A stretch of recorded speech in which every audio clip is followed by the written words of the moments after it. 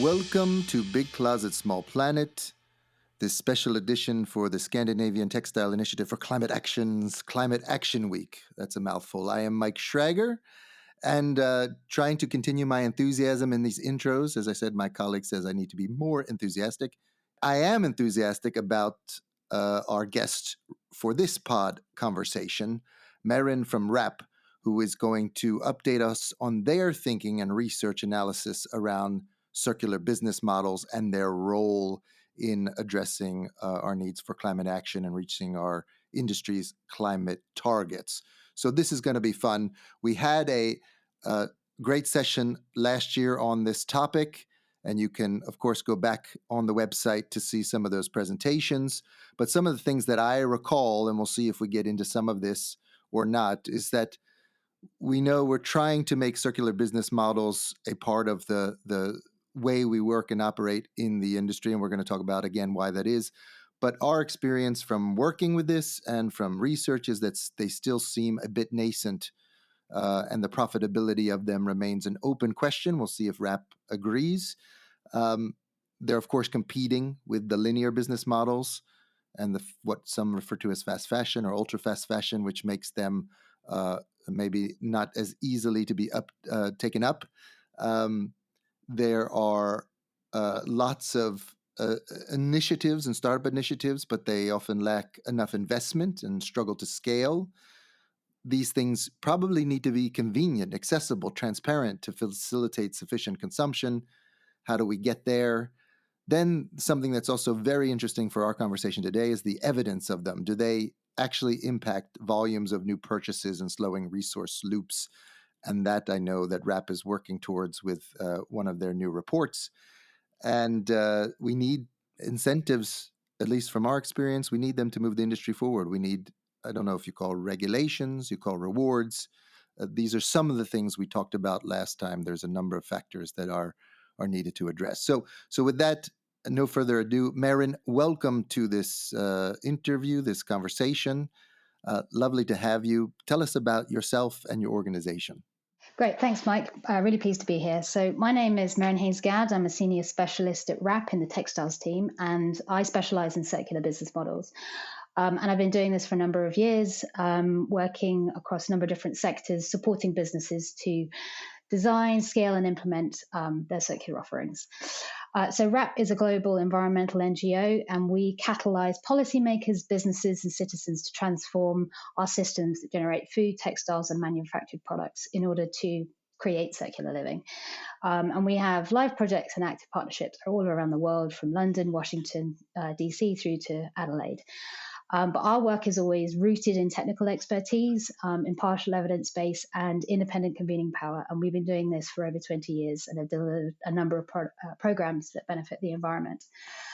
But I work in the textiles team, and we have a number of different exciting initiatives on the go. So firstly, the UK Textiles Pact, formerly known as Textiles 2030.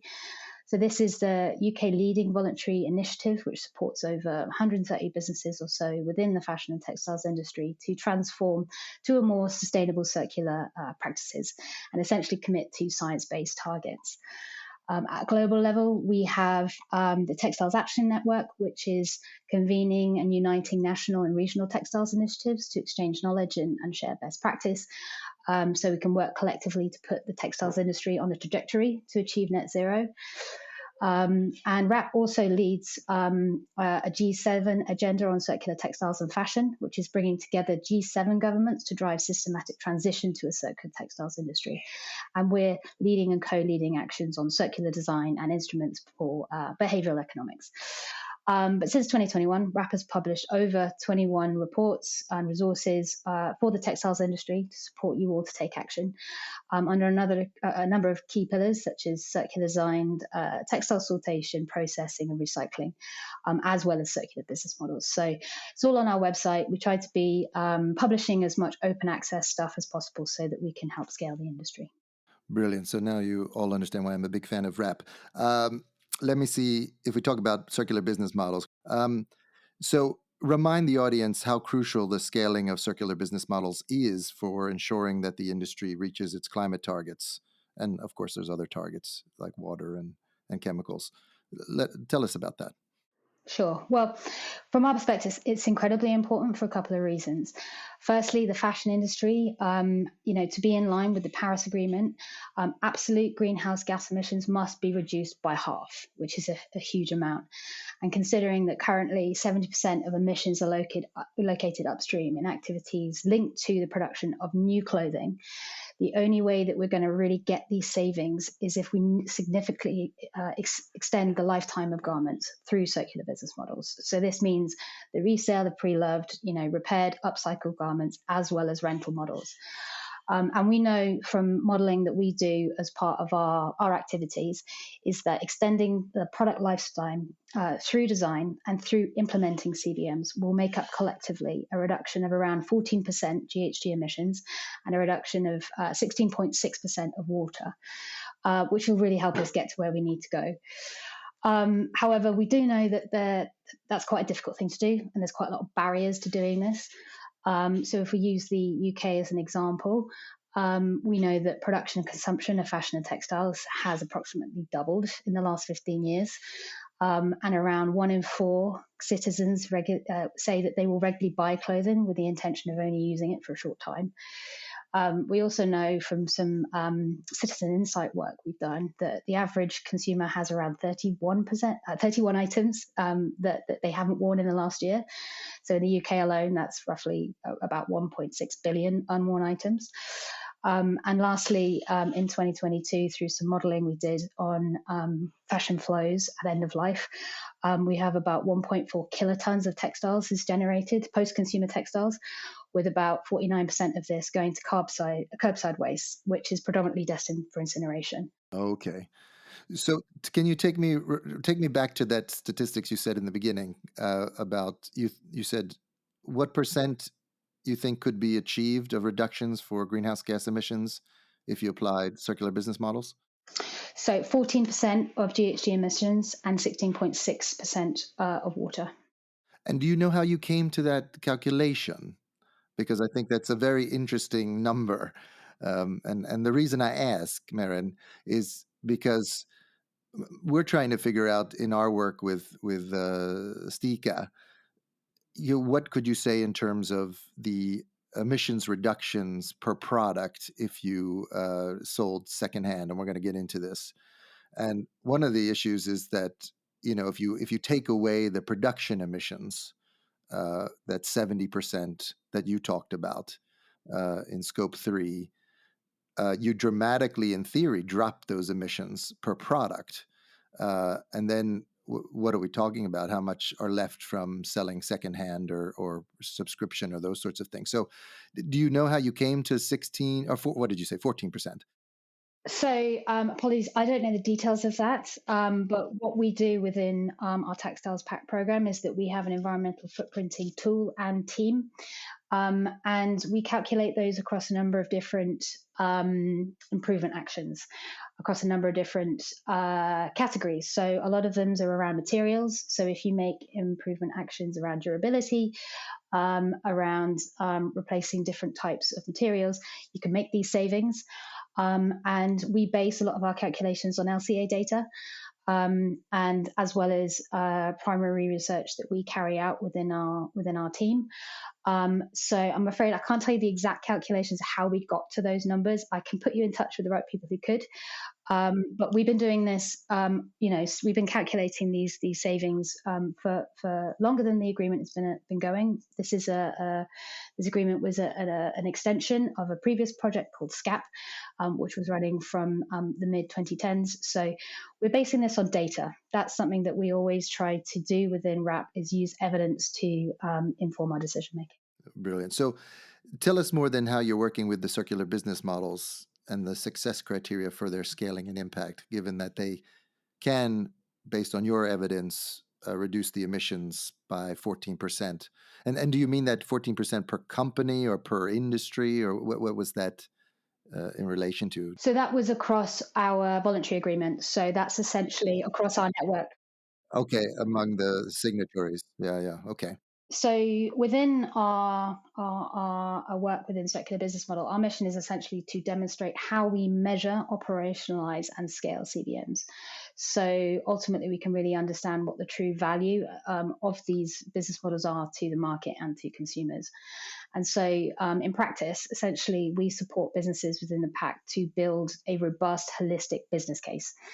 That not only unpacks, their circularity, so using methodologies like displacement to do so, but also understand, what's the desirability, feasibility, and viability of these models, so that we can get both sort of internal buy-in from sort of C-suite actors, but also external buy-in from customers. So, in a nutshell, it's essentially we want CBMs to be delivering on impact, demonstrating that they are environmentally better, delivering on customer experience. So it's a model that people want to engage with, can engage with easily, and deliver financially.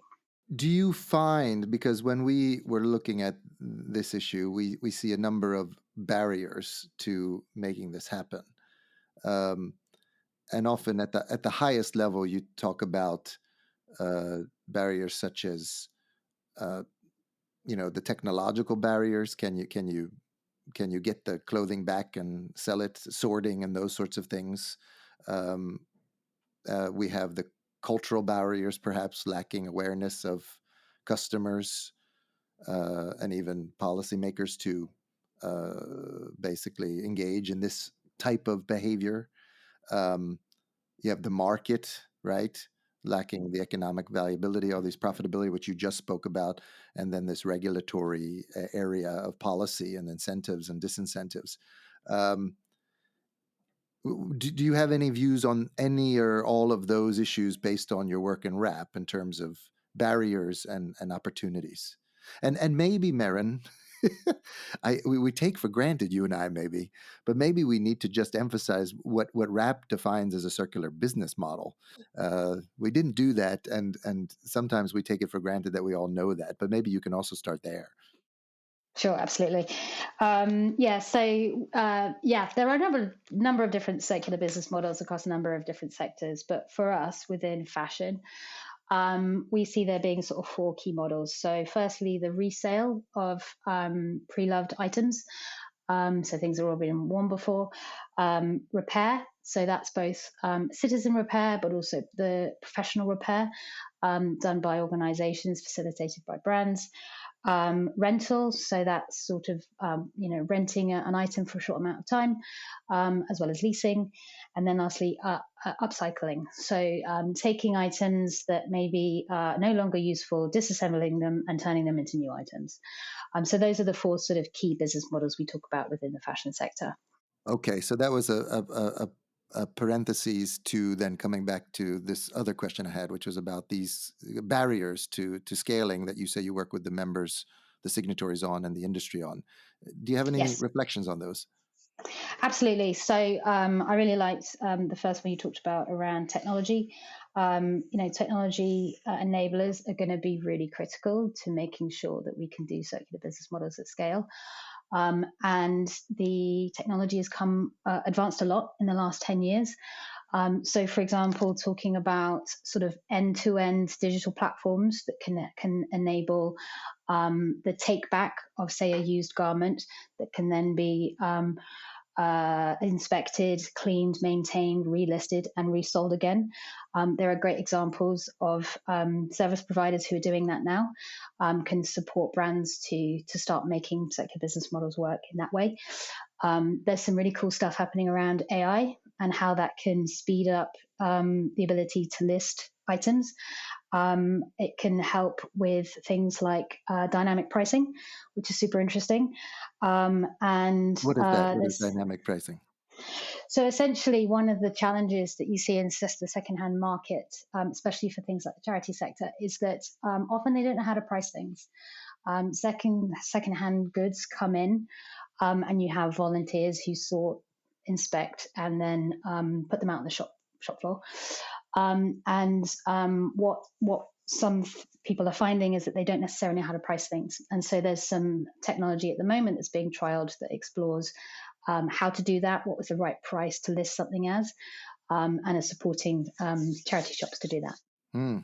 Yeah, we there is something here in Scandinavia. Some startups also looking at that, and I don't know how the what the formula is, right? But they are trying to find a way to price things because of their also the demand for them, a particular brands. A demand for a particular brand in the market maybe would garner more money than a brand that maybe is not as in demand. That is happening now. There's a lot of testing going on in this region as well. Oh, interesting. And it's also very location dependent. So, you might have different people in different cities willing to pay certain prices for certain items. And it sort of helps you figure that out as well. So those are some technological developments. Yeah, so digging in a little bit around policy, that's going to be incredibly important to making sure that we can scale circular business models. We do a lot of work on policy within WRAP to help try and design what those policy levers need to be, what are those key things we need to be putting into place. And I have a whole work stream that explores that. I think policy is moving. We're getting there, maybe not as fast as we'd all like, but we definitely need that to be supporting the business model space to move this forward. I think the thing that I'm most interested in and excited by is the idea of the market and the customer experience side. I think a lot of the time in the past, there's been a discussion that the reason why we can't make circular business models work is that we can't get customers engaged. And there's a big challenge around behavior change. And while I agree that there are some behavior change mechanisms or levers we could be pulling on, I think one of the challenges we've had in the past is we've been trying to design the most sustainable business model without really thinking about what customers really want from the circular business model and really thinking through that easy, convenient side of it. I think we're getting there, and I think brands and retailers and service providers are creating great mechanisms to do that. But I definitely think there's more work in that area that could be done. Is there something specific you and Rap are thinking about that you're working on that would help advance that particular part of the barrier? We have a lot of work within WRAP around behavior change and how to understand and use that within businesses so that specifically around things like segmentation. So we have a segmentation model which helps brands and retailers understand what is the right messaging that you can send to customers to get them to be engaging in circular business models, to be engaging in sustainable products. So that's something that organizations can use. But this specifically for my work, I'm super interested in like consumer metrics and how we can understand things like consumer lifetime value, and other consumer metrics to demonstrate the value of circular business models. And that's something that I'm working on at the moment. So let me bring it back to maybe some of those. I don't know if this is your area of expertise, but if we think about the market issues and the regulatory issues, um, the companies we work with say, we can try to optimize and try to get some value from some circular business model services, but they'll never at this point be a core part of our main majority part of our offering because it's still cheaper to produce and sell virgin products. And so they may get a few pieces of revenue from it. I know H&M on another interview has talked about how Sellpy has grown significantly, but it's still less than 1%, I think, of their revenue after a number of years. Do you have any views on that? Because we're also in our platform advocating for simple things like VAT reductions on secondhand, which you would think would be obvious, which would make the profitability increase significantly. And then there's a number of other things that would address technological and market issues. But in terms of profitability, couldn't some policy help there? Absolutely. I agree around the VAT reduction. That seems like a no-brainer and something that definitely should be implemented. In terms of supporting for profitability, that's a really hard one Mm, because um, the challenge that we have with the market is that we have a huge volume of low quality, low price items that are currently in the marketplace. And so the margins that you can get on the resale of these items are very, very small. And so, all the operational costs that go into the collection, maintenance, relisting of these items often doesn't make it profitable. And that's a real challenge. And so, one of the things that, starting at the beginning of the chain, we need to be designing better quality items that are more durable, that have circular design embedded in them, because we need to have long-lasting products to be able to operate in circular business models. Otherwise, it won't work. You need to have harmony across these different sorts of scales. And so I think we need to first solve some of these challenges around the product we have in the market first, and then understand how we can get them to operate within the circular business models secondly. Right. So that makes a lot of sense. Is it wrong to think we need to somehow subsidize circular business model services and tax Virgin a little bit more so they're more expensive? I know that these are politically sensitive issues for the business community, but so that they compete in terms of the economics, it feels like we need to do something more than only focus on durability of the product. Yes, no, totally. And I think we might have to for some of these business models for a little while until we are able to scale them up. I suppose that's also why I'm trying to understand what are the wider metrics beyond the economics that demonstrate the benefits of circular business models, displacement being one. But if we could demonstrate that engagement with, say, a repair service with your organization improves your relationship with your customers and actually makes them a more valuable customer to you long term, for me, that's what could help essentially subsidize the operational cost of some of these business models before we're able to scale them. And I think there's some interesting opportunities there. We just haven't quite captured the key learnings and insights yet. And that's some of the work that we're trying to do. Okay, but that's a good, I think, segue to one of the recent reports. As you say, you tried to make lots of analysis available to the whole industry, which is brilliant. You recently released a report called Displacement Rates Untangled, a standardized methodology.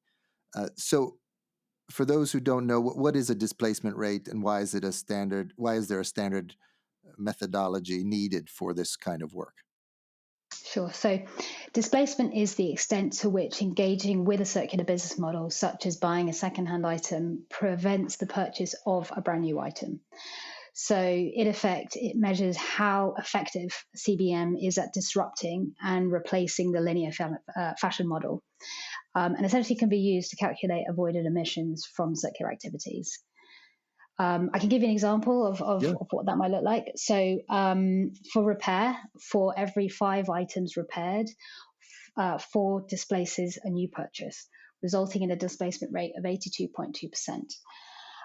For resale, we found that for every 5 pre-loved items bought, 3 displace new purchases, resulting in a displacement rate of 64.6%.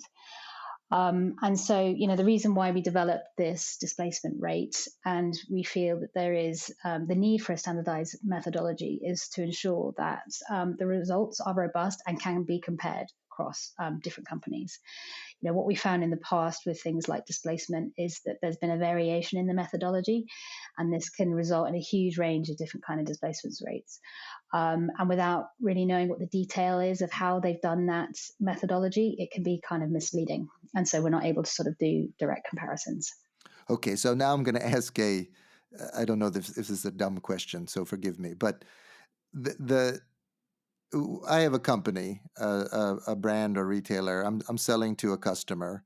I instead of selling them a product, I sell them a service through a circular business model. One of these, and I know it's important to get specific, but you talked about sort of subscription or peer-to-peer online sale or repair, these kinds of things. Um, in terms of accounting for the company, if I produce this as a virgin product and then resell it a number of times, that second sale, I won't have to account for the emissions during production, will I? So that immediately makes that secondhand product or sale, the emissions of that dramatically decrease if a majority of those emissions are produced in production. Uh, then the question is, I'm selling it and it's being used at different lengths of time by a customer before its end of life. And so trying to figure out what the emissions are during that use is one issue, isn't it? Like I'm washing it and drying it, and I'm, maybe that's sort of the most concrete thing. I'm washing and drying it. But then you're saying, here's an additional issue, which is displacement. Is this clothing that I've bought displacing my purchase of a brand new virgin item? And how does that come into play? So am I understanding the logic correctly? Yes, partially. So you're correct. Emissions from the use phase are a separate consideration, and not impacted by the displacement rate. So, as you said, if you were to buy a second-hand item and it'd be washed by the customer, a company would then need to decide within their operational emissions whether they include it as part of their scope 3. And that's something that an organization would need to understand. But in terms of, say, that dramatic reduction, so what you need to be careful is making sure that you're not assuming 100% displacement rate, and therefore it doesn't appear in your calculation. So sometimes the assumption is that every time a customer engages with a circular business model, that they are then not purchasing a brand new item. But our research has suggested that that's not the case. And therefore, you can't minus the production emissions for every single case, which is why it comes out as this sort of this percentage that's a bit lower than 100. So for secondhand purchases, we found that it is 64.6 times that they would replace a brand new item, but it's not all the time, if that makes sense. So is this the number I'm looking at in your report? Over 3 in 5 secondhand clothing purchases displace new. Is that Yeah. number? Yeah. Okay. And so you know that because you've developed a methodology that you are very confident in, that includes a range of different surveys and things, and you've tested it on, as the report shows, or tested it with a number of organizations like Vestiaire Collective, eBay, Depop, to see if the methodology is consistent. And is there something you can say about the timeline of that displacement, which is if I buy secondhand, uh, it displaces new for how long? I mean, like, is this a couple year period? Is this a 10-year period? How do you know how long it displaces a new purchase? That's an interesting question. Well, Gotcha. yeah, that's a tricky one to answer. I mean, so what we do recommend is that organizations recalculate their displacement rate every 2 years, Okay. with the understanding that markets and behaviors change from customers. And because your displacement rate is so built on customer behavior, you need to keep checking what they're doing, and how whether or not this secondhand purchase does in fact stop them from buying something new. And that's what this methodology is all about. Helps you really understand how to go about doing that from your customers, and so that you can ensure that it is in fact displacing this new purchase. And displacing a new purchase from the same company, or just in general, purchasing in general? Just in general. Okay. And so basically, to me, it sounds like what this is particularly important for is understanding whether circular business models in general have a sort of net positive emissions reduction effect for the industry. Um, and as opposed to how much it is valuable for the individual company to uh, account for this. Because in scope 3, there's not a lot of discussion about how you account for avoided emissions, is there? Yeah, again, that's a tricky one. And so, absolutely, this helps to demonstrate what is the general positive outcome of circular business models, which has been really difficult to calculate. People have tried to do it in the past with things like life cycle assessments, but often it's difficult to get that data over multiple years, and be able to calculate that. And where do you allocate the emissions for each use as well? And so this displacement really helps us to really get a sense of whether or not they are doing better. So, is it hard, Merryn, to assess whether these models are replacing new products significantly at the industry level?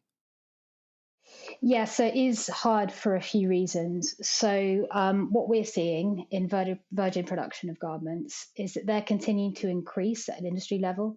What we've seen in our network is that there's been about a 10% increase of placed on the market since our 2019 baseline. And so it's difficult to determine whether this increase will have been even higher and by how much, had there not been increased use in CBMs. And it is very possible that there has been displacement despite virgin production continue to increase. Secondly, there's always going to be a gap between what citizens say and what they actually do, which is a challenge. Therefore, actual displacement rates are likely to differ slightly to displacement rates calculated from citizen surveys. However, we still think it's the best indicator we currently have, given the challenges of understanding drivers behind, growth rates behind linear business models mentioned above.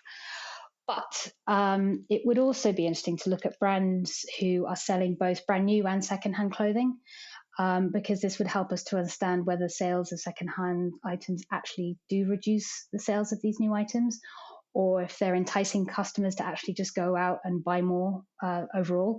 We don't want to drive up consumption through secondhand purchasing. That's not what we're trying to get to. We're trying to, overall create more sustainable circular systems and way of being.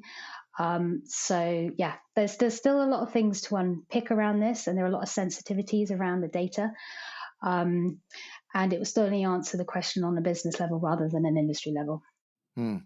So, what do you, with this latest standard for displacement, uh, and your experience so far within the companies that you work with, are there specific things you are now proposing and moving forward as the next steps, either more generally around how you're working with circular business models, or specifically with the displacement standard methodology that you're proposing? Sure. So from my perspective, I think we need more fashion organizations to be implementing circular business models and thinking beyond pilots and looking to launch these as more kind of long-term offerings, understanding the investment and time that needs to go into making these work. We've had 100 years to make the linear business model work and refine it over time. We don't have that long for circular business models, but we do need people to be actively working on it and making meaningful investment towards it. From our perspective, so that means organizations need to be using environmental and consumer metrics to measure the value of these CBMs so that we can really demonstrate what the wider benefits are beyond economic. We know economic is an incredibly important metric, will always matter in these circumstances, but there are wider things to consider if we're going to sort of move these forward. And I think we also really need to be innovating across the supply chain by engaging in sort of more meaningful partnerships with charities and other commercial partners to make these models work at scale, because like brands and retailers aren't going to be able to do this all themselves. Again, they're sort of, linear forward chain supply chain is already this complex network of business partnerships. We need to do the same thing for reverse supply chain as well, and get that up and running so that we can, again, reduce those operational costs and make it a more competitive business model. Yeah, I was thinking to bring it back full circle. You started by saying, at least from your estimations, you could achieve maybe 14% greenhouse gas reductions from circular business models on average, if employed correctly. And we can make some evidence available for that on our website from your work. And I'm thinking sort of an industry level, wouldn't it be an idea to say, here's what our goal is? We need to have this percentage of circular business models by this time, which would reduce the impacts on the environment by this much, and maybe in line with some sort of science-based target or such. Could that be something that at least galvanizes the whole industry to know what we're aiming for? I would love to see that.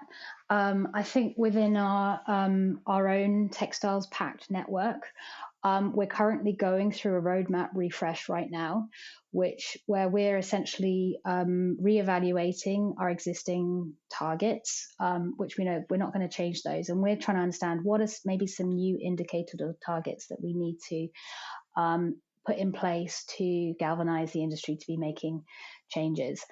And we're working on those right now, and we're going to be releasing those in October more publicly. So watch this space. But yes, I completely agree. I think we need to be sort of making some more targets around, percentage sales around CBMs or X number of supply chain partnerships, etc. If we are going to get there, because it is still nascent. You used the word nascent before in your intro around circular business models. I think it is still, unfortunately, at least from a kind of brand and retailer perspective. We've had a secondhand marketplace for over 50 years within the world that we used to buy and sell used things a lot more often. But we need to be sort of making this business model on par with the linear business model if we're ever going to get to the environmental savings that we need. Merryn, thank you very much for talking with us. No problem. Thank you so much.